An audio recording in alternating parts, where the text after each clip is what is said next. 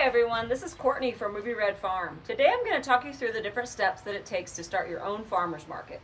So I am very blessed to live in the small town that I grew up in. And it got to a point where I realized this small town that I love so much really could benefit from a farmer's market. And so I started the process with what I feel is actually probably one of the most important steps. So the first step that I took is to gauge interest in a farmer's market in your area. For one, we don't have a farmer's market. I think that's an obvious step to take, is to look at your other options in the area. If your town already has one, is it a large enough town that you could benefit from two? Or is there one at a town too close nearby that it's not worth it? For me though, the biggest research point with that question of what's the interest was to ask the members of the town themselves. And so for me, that looked like a Facebook post. It's a very simple post, simply saying, hey, big if, hypothetically, if I created a farmer's market in our town, who would be interested in attending? It would probably be this day, this time, all a working plan. What do you guys think? I got such a big reaction from that post. It got shared multiple times. It had dozens of comments, all positive. And obviously, if someone's not interested, they're more likely to just look away and not comment. However, it was enough interest just from my friend group that I thought, you know what? Maybe we'll take this to the next step. Let's at least start looking then at what the logistics would look like. So step 2 for me was doing my research.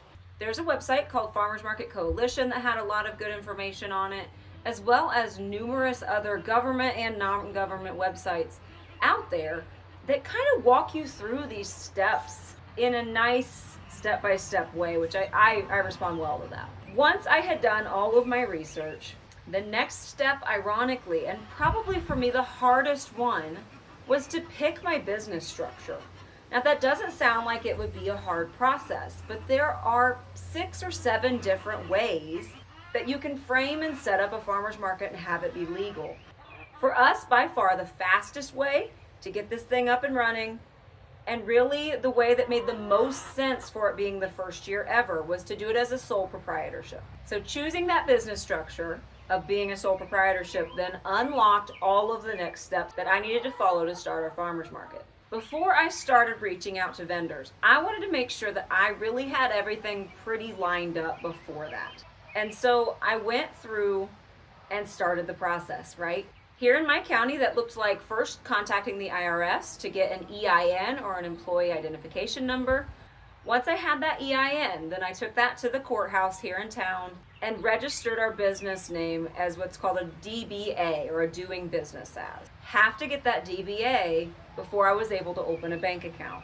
So I went ahead and opened up a business specific bank account for the farmer's market in my town. I got debit cards, I got checks, I got all the official stuff to get that in place before I really dove in any deeper than that. The next step then in the process is to write your rules and regulations. We tried to do this before we reached out to potential vendors, but we would have sound, clear answers that we could bounce back to and use as reference when we're answering some of these gray area questions. So for our rules and regulations, I did have an advisor, if you will, who helped me write these. I looked at a lot of the different farmers markets within Indiana and used those as reference for how I'm going to frame the document, important things I need to include, things that I liked, things that I would do differently. One of the things with our farmers market that I think is unique is we have very specific percentages that we're going to be following. So for example, we're only allowing 20% baked goods. So if we only have 10 vendors, that's only 2 baked goods. If we have 15, we have 3, for example. 80% baked goods is great, but that becomes a bake sale. The point of a farmer's market is to have a variety of items that make it feel more like a trip to the grocery. We're trying to keep ours very old-fashioned, and so it's very important that we have those guidelines written down very clearly so we can answer any questions as they came our way. Once our rules and regulations were pretty much set, then it was time to start looking for vendors. Being in the farmers market scene for a few years prior to this, thankfully we have a lot of connections already with local vendors, but I will be honest, the greater majority of vendors that we were able to book, if you will, are brand new vendors that either have participated in other markets that I had never met before, or who are just now starting out with their first ever booth space. So it's been really fun to kind of partner and come alongside those brand new vendors. But nonetheless, we needed vendors. My goal for this first year was to have 20 vendors in some capacity. And right now we're sitting at 21 actually. So we have 21 with a 22nd on the way and a couple more coming in. Realistically, we're going to be here all the way through October. I have a feeling we'll probably end up with closer to 30 vendors signed up by the time we get to then, with hopefully about 20 in attendance every week.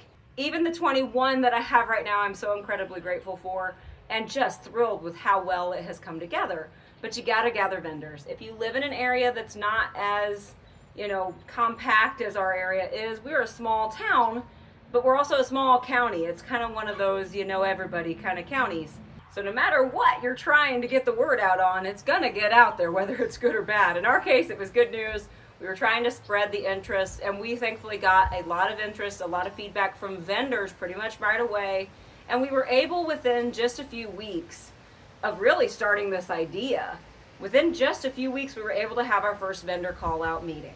So this formal meeting was a place for people to come to me with questions, to get a copy of the rules in hand, to fill out their applications, and also for me to just get a gauge of what kind of products will we have so far, what are we still needing to seek, what holes essentially do I need to fill in this picture of how I had this market imagined in my head. I would say probably the hardest piece for me, outside of just, the general fear of stepping out of your comfort zone, the hardest piece for me has been saying no to vendors. We've had a lot of very talented people who unfortunately just don't fit into this image in my head that I have for our market.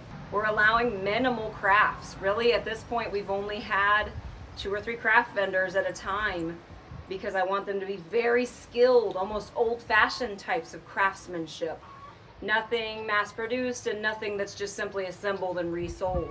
And so being the bad guy, being bad cop, is an important part, though, of being this market coordinator, and having to say no is not exactly my strong suit, but I'm learning how to do it in the right way, not to lie to people and not to stall and divert from the real reality, but just to simply honestly say, these are our rules, these are our regulations, and as the market coordinator, unfortunately at this time your product does not fit into those.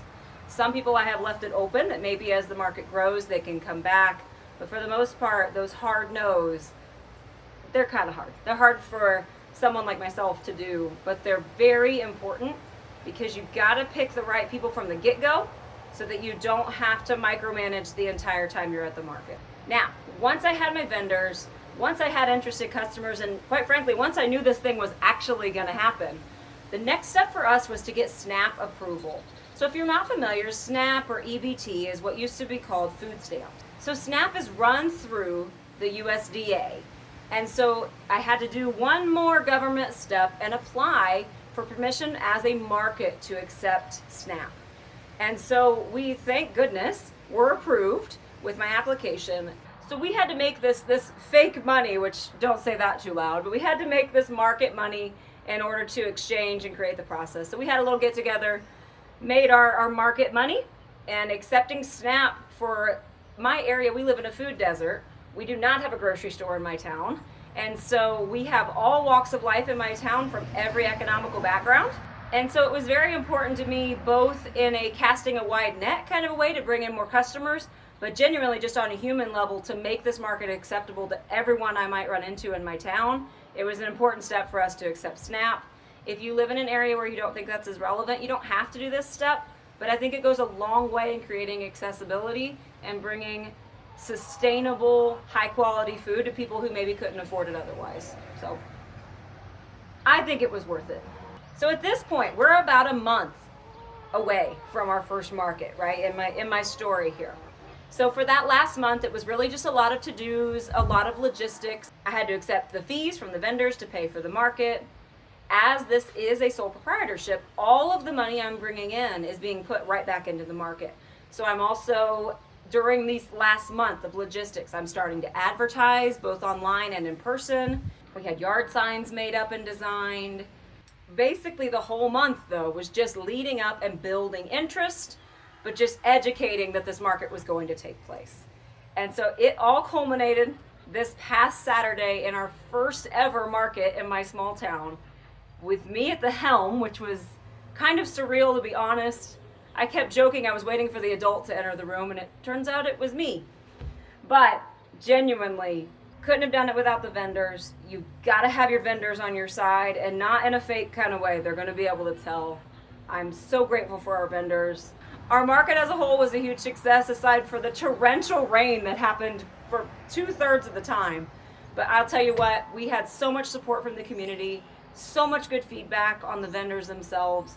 All of the hard work for the past 3 or 4 months has finally come together, and I cannot wait until tomorrow's market, when we're going to have good weather and we're going to have a food truck. So one of the things, just a tip for success, if you will, I highly encourage you to have your vision, the cheesy stuff they teach you when it comes to business.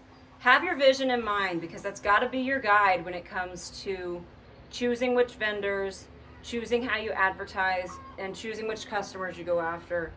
You've got to know deep down where you sit on things before you just start a market. So start there. I will say all of the work I've poured into this has been more than worth it. I plan on this being, again, run as a sole proprietorship, but making essentially no profit this first year. This is in my mind more of a volunteer activity.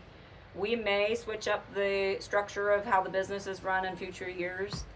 We may make it that eventually I make a small stipend, as the market coordinator, and have that be how it works in the future. You've got to have that strong foundation though, and the best part about this market, we're running through the end of October, so we've got 5 months to grow and change and build momentum and bring in new people and work out any kinks. Having that strong foundation though from the get-go has already set us on a really good course, and I cannot wait to see what the rest of our summer holds. If you are interested in starting a market in your town and you feel like it's necessary, just go for it. You got nothing to lose. Farmers market people are just absolutely wonderful souls, and I want to build and bring back that local community feel that I think has been missing for a lot of years, and I think food has a wonderful way of creating that feel for a lot of people. If you have questions, or if you have a different way that you've done this, feel free to leave a comment below. I have only done this once. It is in fact my first rodeo, but I'm more than happy to guide anybody if they have questions. I'll try to put the link for that Farmers Market Coalition website as well. In general though, guys, I couldn't be happier with how this is playing out. This was Courtney from Ruby Red Farm. Make sure to hit like and subscribe. Hope you all have a great day.